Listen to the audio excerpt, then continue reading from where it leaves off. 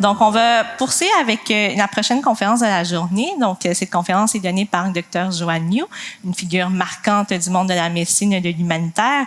Urgentiste pédiatre, Dr. New a œuvré au sein de Médecins sans frontières au cœur des plus grandes crises humanitaires de 1996 jusqu'à nos jours. Elle a récemment été interpellée par le conflit au Proche-Orient et elle a fait près de 30 missions terrain. Elle est également la première femme présidente internationale élue de Médecins sans frontières de 2013 à 2019.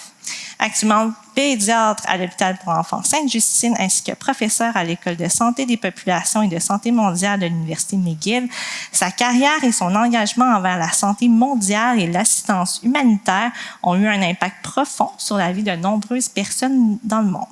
Dans le cadre de sa conférence, Dr. New dressera un portrait du monde en constante évolution et de la place de la philanthropie dans ce contexte. Mesdames et messieurs, veuillez accueillir chaleureusement Dr. Joanne New.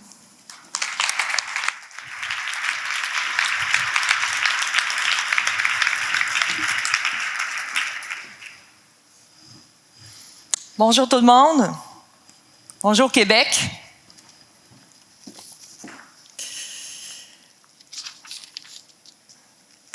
Un immense plaisir d'être ici, un honneur. Puis j'espère que c'est toujours c'est un honneur parce que je suis jamais invitée à des affaires de philanthropie en fait. C'est ça. Fait que puis deux, c'est un honneur parce que c'est ma ville natale. J'ai le maire devant moi, fait que là, c'est super le fun. Et puis, je trouve donc que c'est une belle ville. Je trouve que c'est une ville qui a une luminosité extraordinaire. Moi, je savais pas trop quoi préparer. On m'a dit, tu as 20 minutes pour inspirer 300 personnes. Yes, sir. C'est super le fun. Fait que là, j'ai dit, qu'est-ce que je vais faire? J'ai regardé mon petit Robert, j'ai dit, c'est quoi la définition de la philanthropie? C'est le monde, vous aimez l'humanité. Hey, c'est correct, ça. Puis, l'humanitaire, moi, je m'intéresse au bien de l'humanité. Donc, ce que je vous ai préparé, c'est 4 histoires, une règle d'or sur comment moi, en m'intéressant au bien de l'humanité, j'ai appris certaines choses. Première histoire.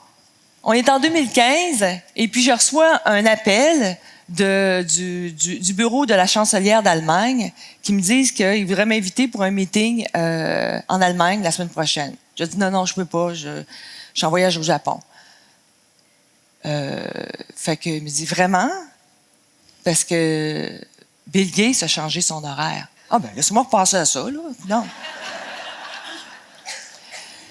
Fait que je me retrouve dans un meeting de VIP avec des grandes pointures. Donc, on a à gauche Peter Piot, qui est un des co-découvreurs de l'Ebola, et Bill Gates. Moi, je suis en train de prendre ma photo en cachette avec mon iPad, là. Si vous me regardez dans le miroir, là, je suis comme ça. Il me dit, ça m'arrivera pas souvent, cette histoire-là. Mais, bref, le Sherpa nous bassine qu'il faut trouver une nouvelle façon de répondre aux épidémies. Dans ce temps-là, on savait pas qu'il était pour une pandémie. Et donc, il nous dit nos devoirs. Puis moi, je lève ma main puis je dis, est-ce que maintenant, vous m'avez expliqué mes devoirs, est-ce que je peux dire ce que sont mes attentes envers le G7? Et là, tout le monde me regarde et on dit, mais c'est qui celle-là, la petite chinoise? Et là, je leur ai dit, moi, en tout cas, mes attentes, c'est qu'on ne privatise pas la santé publique. Et là, tout d'un coup, Bill me regarde dans les yeux, puis là, tout d'un coup, j'existe à cette table-là de VIP. Et puis là, il y a 2 personnes qui viennent me parler dans les oreilles puis ils disent, Bill voudrait avoir un bilatéral avec toi après la réunion. Je dis, non, j'ai un avion à prendre. On va te trouver un taxi rapide après. Je dis, OK. Et donc, je rencontre Bill. Quand je rentre dans le meeting avec Bill, je dis, Bill, you know that we don't agree. Tu sais qu'on s'entend pas. Fait que lui me dit, Joanne, we agree. Et puis là, je dis à Bill, je dis, tu sais, là, ton obsession là, sur l'éradication de la poliomyélite, super. Vraiment, vraiment génial. Mais je dis, par exemple, au Nigeria, il y a des enfants qui sont vaccinés pour la polio parce que vous avez pris toutes les ressources de vaccination, même dans les régions rebelles de Boko Haram, mais qui meurent de la rougeole. Fait que j'ai dit, on devrait faire le deal qu'à chaque fois que tu vaccines, tes équipes vaccinent un enfant pour la polio, il vaccine un enfant pour la rougeole. Win-win. Puis là, il fait « ouais ». Puis mon message par rapport à ça, là, c'est qu'il y a plein de grands businessmen, ce que j'appelle des grands génies, que ça soit Musk, que ça soit Gates, qui pensent parce qu'ils ont été un super succès dans le secteur privé, qu'ils vont pouvoir transposer ça dans la philanthropie puis avoir un super succès. Bon, mais ça marche pas de même. Moi, j'ai dit à Bill, tu sais quoi? 100% des enfants sont vaccinés au Nigeria pour la polio, puis 50% meurent de la rougeole. Premier take-home message. Je ne pouvais pas ne pas vous parler de l'Ebola. L'Ebola, c'était quelque chose, moi, qui m'a marqué beaucoup. L'Organisation Médecins sans frontières, énormément. Épidémie de 2014 à 2016, c'était la plus grosse épidémie régionale. Il y a eu 28 000 personnes qui ont été infectées, plus de 28 000, 11 000 sont décédés. On n'avait jamais vu ça. On n'avait pas de traitement. Si on était infecté avec l'Ebola, c'était 50 à 70 % de chances de mourir. Pas de vaccin non plus. Puis ça, cette histoire-là, c'est que 3 ans plus tard, il y a une épidémie d'Ebola en République démocratique du Congo, dans la région de l'Ituri. Et quand il y a eu cette épidémie-là, 4 personnes de l'OMS ont été assassinées, 6 ont été blessées. 2 de nos centres, c'est un de nos centres d'Ebola, qui ont été brûlés. Tous les jours, nos équipes se faisaient lancer des roches. Tous les jours, les gens d'Ituri ne voulaient pas nous voir la face. Et puis, on leur a parlé. Puis on dit, ben voyons donc. Et d'hier, on s'est fait attaquer par les rebelles. Vous n'êtes pas venus nous voir. Aujourd'hui, on a un patient avec l'Ebola, puis vous arrivez avec 6 Land Rover, avec des cosmonautes dedans, avec de la protection personnelle pour venir prendre cette personne-là malade. Nous autres, là, on ne meurt pas d'Ebola. À tous les jours, on meurt de diarrhée simple. À tous les jours, on meurt parce qu'on se fait attaquer par les rebelles. À tous les jours, on meurt de malaria. Les gens ne comprenaient pas. Quand on est en mode survie, là, une maladie comme ça supplémentaire, là, c'est la décoration. Ils nous ont dit, nous autres, là, ça fait 10 ans qu'on vous demande de l'eau. Pas des centres d'Ebola, de l'eau. Moi, ce que j'ai appris en 30 ans de carrière, c'est que si on ne répond pas aux besoins vitaux des gens, même s'il y a une menace existentielle qu'on perçoit, nous, comme intervenants, ça ne marchera pas. Je ne pouvais pas ne pas vous parler aussi de la République démocratique du Congo, comme c'était là, on était dans le nord de Kivu, mais là, je fais un lien. Parce que la RDC, la République démocratique du Congo, était le théâtre de 2 guerres. Guerre invisible. 6 millions de personnes sont décédées suite à la guerre ou liées à la guerre. Mais moi, ce que je voulais parler de des Républiques du Congo, qui est juste à côté, qui c'est des vases communicants. Quand d'un côté ça va mal, l'autre aussi va mal. Donc, eux autres, ils ont eu une guerre civile en 1999. Et dans la ville de Brazzaville, 400 000 citoyens sont partis puis ont été réfugiés dans une région, dans le pôle. C'est comme si nous autres, on partait de Québec puis on s'en allait au Saguenay. Puis là, ils sont restés là pendant 6 mois. Rien, cachés dans la forêt, à manger des racines. Il y a une épidémie de pieds gonflés parce que les enfants souffraient de malnutrition sévère, du kwashiorkor. À un moment donné, il y a eu des frappes avec des hélicoptères. Les gens pensaient qu'ils étaient libérés, sont sortis. Un corridor humanitaire s'est organisé, puis les gens sont sortis. Et puis là, pendant qu'ils sortaient de ce corridor-là, il y a eu des exactions, les femmes ont été violées. Et puis, on s'est dit, il faut faire quelque chose. On a voulu faire un traitement compréhensif des viols. Donc, à ce moment-là, on voulait qu'on fasse donner la pilule du lendemain, traiter les maladies transmises sexuellement, faire un examen gynécologique, donner un certificat d'agression, s'assurer qu'ils peuvent avoir accès à un arrêt de grossesse, donner des antirétroviraux pour voir qu'il y ait le VIH, leur faire un suivi en santé mentale. J'ai présenté mon projet au conseil d'administration de Médecins sans frontières, puis ils m'ont dit, « Voyons, Joanne, on ne meurt pas d'un viol. » J'ai dit, « Non, mais j'en meurs de l'intérieur. » On les a pas écoutés. Puis il dit là, pour faire une histoire longue, courte, aujourd'hui, ça fait partie de la base d'une prise en charge dans une crise. Tout le monde a accès à une prise en charge des violences sexuelles. Donc nous, en tant qu'intervenants, que ce soit humanitaire ou philanthrope, on peut changer la donne, on peut changer un paradigme. Le paradigme du temps, c'est qu'en temps de guerre, on ne fait pas que juste faire des interventions qui sauvent des vies, on fait aussi des interventions qui sauvent un peu l'âme, qui sauvent un peu le cœur. Je vais parler rapidement de la Tchétchénie. La Tchétchénie, c'est une guerre. C'était la première grosse guerre qu'on a vue de l'URSS dans les dernières années. Une guerre contre les civils. C'est une guerre qui a été difficile. Où on n'a jamais épargné les gens, puis ça, si on voit les murs qui sont criblés de balles. Mais ce que je voulais vous parler, c'est que les gens ont résisté. Les gens ont fait des hôpitaux dans les sous-sols des hôpitaux. Et puis, je me rappelle quand j'ai rencontré un villageois une fois, quand je suis retournée après la guerre, ça a duré de 1999 à 2009, quelqu'un qui m'a dit, vous savez, Médecins sans frontières, il dit, vous n'êtes pas venu dans mon village. Là, tu fais comme, non, vous n'êtes pas venu dans mon village. Mais vous savez quoi? Il dit, à chaque fois que je voyais passer le Land Rover de Médecins sans frontières, je me disais, ils nous ont pas abandonnés. C'est ça que vous faites, c'est ça que je fais. On n'abandonne pas les gens. Je ne pouvais pas ne pas vous parler, parce qu'on en parle à tous les jours dans les médias, de Gaza. Donc, c'est la bande de Gaza. On a des projets là, de Médecins sans frontières depuis la fin des années 80, puis on fait de la santé mentale. Mais l'histoire que je voulais vous raconter, c'était que quand moi j'étais là comme médecin, il y avait eu à un moment donné une manif. Puis là, tout le monde était devant le bureau de Médecins sans frontières, puis il disait MSF décartable, MSF décartable. Cartable. Bon, déjà là, quand tu es québécois, tu comprends pas. Ça veut dire des fournitures scolaires quand on commence l'école. Puis là, UNICEF avait décidé qu'ils ne payaient plus les cartables. Fait que moi, je sors, puis je dis bonjour. Puis là, ils me disent Hey, MSF! Oui. Là, vous, MSF, là, vous faites des projets de santé mentale ici depuis des années. Vous savez quoi? Il dit, moi, ma santé mentale, là, c'est que mon fils aille à l'école, que mon fils devienne ingénieur, puis que mon fils sorte d'ici.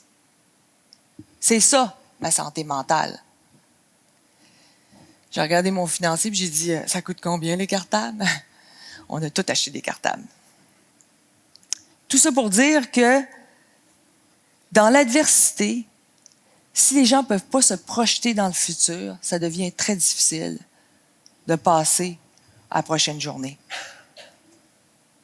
Les choses ont bien changé, hein? Ça, c'est une photo de mon oncle Antoine. Tu sais, vous vous rappelez, hein? Le boss de l'usine de la mine qui garoche des bonnes Noël aux gens comme ça, de son traîneau luxueux. Elle est insupportable, cette scène-là. Insupportable. Mais tout ça pour dire que ça a bien changé depuis. Puis, tu sais, comme je vous disais, c'est pas parce qu'on est philanthrope qu'à succès, c'est pas parce qu'on est plutôt quelqu'un dans le privé à succès qu'on est un philanthrope avec succès. C'est quand on fait une intervention, oui, il faut répondre aux besoins vitaux. Les urgences qui ne tuent pas, mais qui détruisent, il faut s'en occuper. C'est important d'une présence, même si c'est une présence à distance, parce que les gens ne se sentent pas abandonnés. Puis on a besoin de se projeter dans le futur si on veut continuer à vivre dans l'adversité. On en a parlé, les deux présentations avant nous ont parlé de ça. Le mot qu'on peut pas dire, la pandémie. On est en temps de polycrise. On a des crises un peu partout. Crise du logement, l'itinérance, situation de détresse pour les personnes en itinérance. Il y en a qui ont même accouché dans nos parcs ici au Québec. Les canicules où nos aînés meurent de chaleur. Les feux de forêt qu'on n'a jamais eu à des taux, je suis sûre que Laure Varidel va en parler, mais on sait qu'une étude de l'Aquarouge, hein, quand il y a un feu de forêt, tu es pleinement assuré pour avoir une maison, un chez-soi, ça prend plus de 2 ans, puis tu as déboursé 60 000 $. Imaginez ce que vous allez à faire, vous autres, en philanthropie, pour aider tout ce monde-là. Nos banques alimentaires qui explosent, une population vieillissante, quand on a des pyramides inversées. Oui, les polycrises. Donc, philanthropie, peut-être le trait d'union. Moi, je disais, vous allez remplir le fossé pour garder une certaine humanité pour tout le monde. Donc, ça, c'est une de mes slides préférées, une de mes diapos physiques. Elle est tellement kitsch, là. Ça, là, c'est une annonce de Médecins sans frontières, ces boîtes de céréales Kellogg des années 1980. Ça, c'est l'équipe. C'est un petit peu, là, j'ai grossi, je suis désolée, c'est un peu.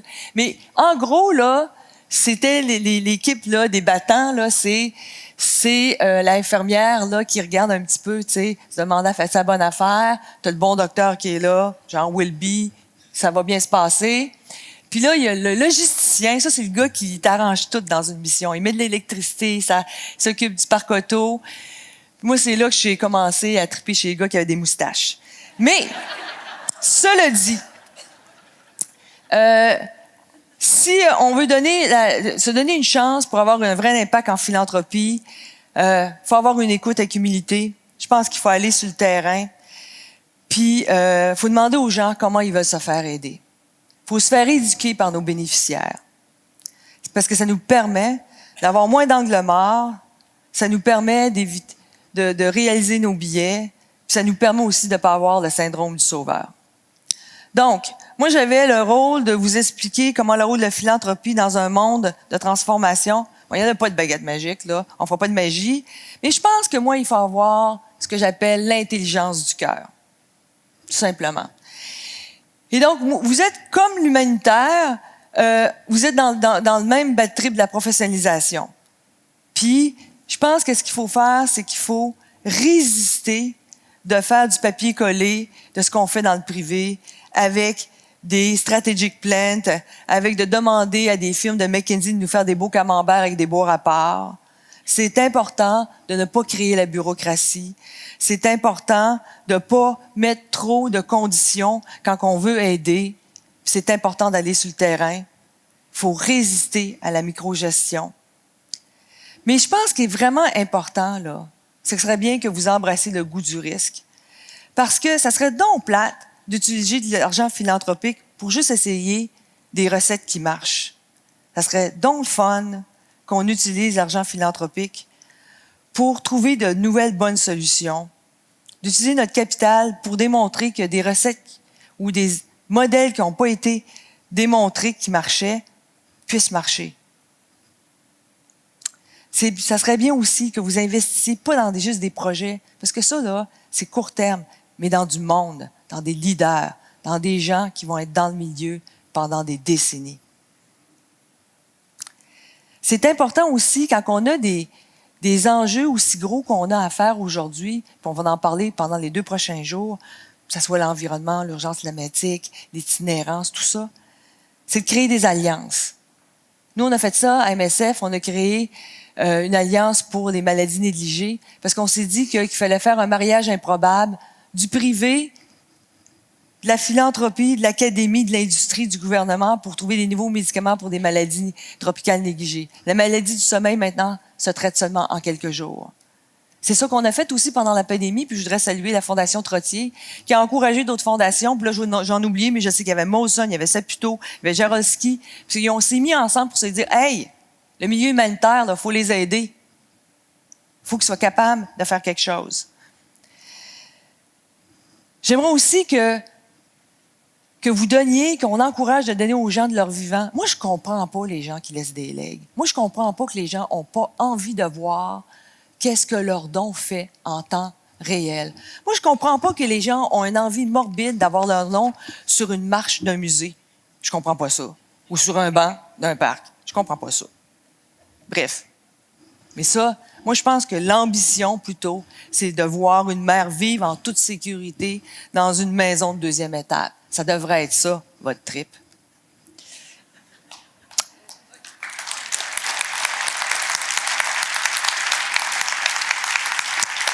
Je vais finir avec ça.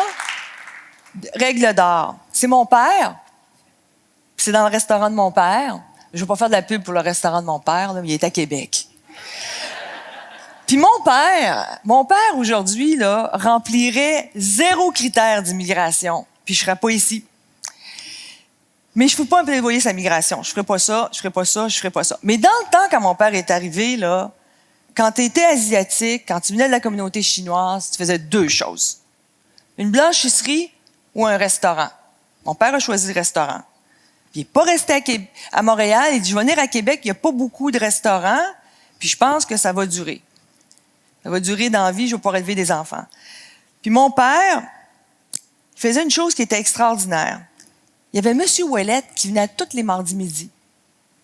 M. Ouellette venait, la serveuse allait le voir, elle disait « Bonjour, M. Ouellette, est-ce qu'on vous donne le menu du jour? » M. Ouellette dit « Oui, avec plaisir. » M. Ouellette mangeait son menu du jour, la serveuse venait porter sa facture. Il arrivait à la caisse où j'étais, puis sa facture, c'était écrit « Merci ». Puis M. Ouellette rentrait chez lui. Mon père, là, m'a appris une affaire. Il dit, quand on donne, là, faut jamais faire sentir cheap les gens. Tu donnes sans arrière-pensée. Tu donnes dans la dignité. Tu donnes pour préserver la dignité des gens. Je vous remercie beaucoup. Bon sommet à tout le monde.